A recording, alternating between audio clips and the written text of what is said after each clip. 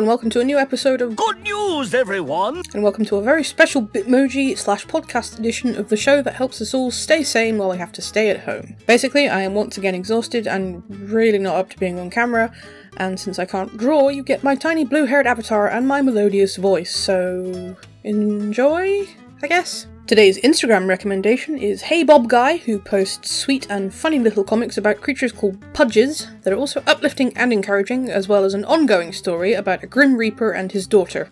Not the Reaper, a Reaper. Just go read it. Trust me, it's worth it. Today's Twitter account is Bodega Cats, and for those of you who don't know what a bodega is, I certainly didn't. A bodega is, and I quote, a small Erno-operated corner store. Basically little corner shops. Convenience stores, but more friendly. If you don't know what a cat is, I have questions.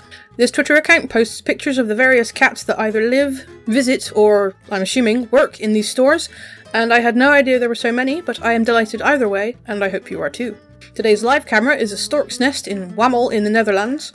I couldn't think of anything funny to say about storks, nor could I find a suitable Bitmoji for this, so I will just simply say, if you like birds and scenic relaxing water scenes, this is the live camera for you. Today's YouTube account is LIAW, a Malaysian-Australian cook, TV presenter and author. He is a winner of the Australian MasterChef, he's had several TV shows, and currently he posts easy Asian home cooking recipes, along with tips and advice to his YouTube channel. The production values of his channel are really good, and his recipes are easy to follow, so if you fancy trying something new in the kitchen while you're on lockdown, this is the channel for you. Today's book is Under the Pendulum Sun, a novel of the Fae by Jeanette.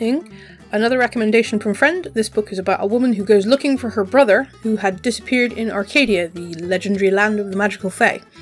She goes looking for him and finds herself alone and isolated, but she receives news that her brother is coming to be reunited with her, but he's not coming alone. The Queen of the Fae and her maniacal court are hard on his heels. Having become very interested in anything to do with the Fae, this is naturally on my to-read list. Today's series recommendation is The Good Place, which I have not yet watched, but I can't wait to, purely based on this joke. The basic premise is that Eleanor Shellstrop arrives in the afterlife and is welcomed by Silver Fox Ted Danson, who tells her that this is a highly selective utopia, essentially heaven, as a reward for her righteous life. Eleanor realises that she's been sent there by mistake, and therefore has to hide her imperfect behaviour while still trying to become a better person. The series also features Jeanette, a robot, who keeps handing Silver Fox Ted Danson cacti instead of files for some reason. I am very much looking forward to watching this, based on the previous aforementioned joke, but also because I've had it recommended to me by several friends who share a very similar taste in TV shows to me.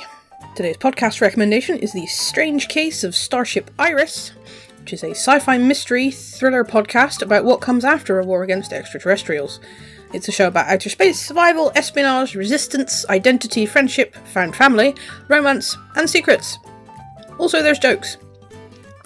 In 2189, Earth narrowly won a war against extraterrestrials, but at a tremendous price.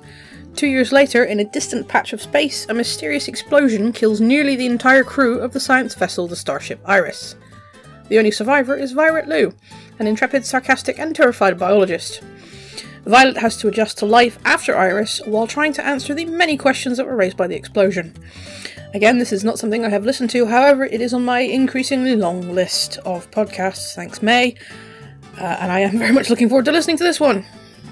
In today's uplifting news, there's a group of retirees called the Fantastic Grandmas, a volunteer research group in New Caledonia in the South Pacific. These snorkeling seniors, and you can't see me, but I am doing finger quotes, grab their scuba gear and head out to sea at 7 AM to help scientists learn more about the sea snakes in the area. They can swim up to 2.5 kilometers over the course of a day, that is the grannies and not the sea snakes. And the Fantastic Grannies have documented over 260 species of snake since they started in 2017. When asked why they were doing such a dangerous thing, one of the grannies simply laughed and said, "We could think grandmothers are only good for making jam or knitting, but not us. This is our sport. I don't know about you, but I want to be this cool when I'm older."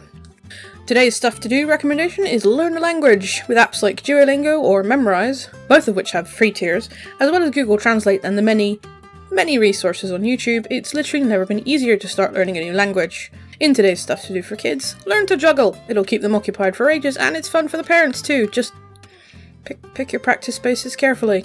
And that's it for today's good news. I hope you enjoyed it. We'll be back to my regularly scheduled pace next week, and I think it's time to drop it back to 2 episodes a week rather than 3. It's a little too much for me, and this completely imaginary pressure I put on myself isn't fun at all, but good news isn't actually going anywhere. What if there are no hypothetical situations? Perhaps there are no theoretical situations either. Thanks for watching, everyone. I'll see you next week, and stay safe. Do do do do do do do.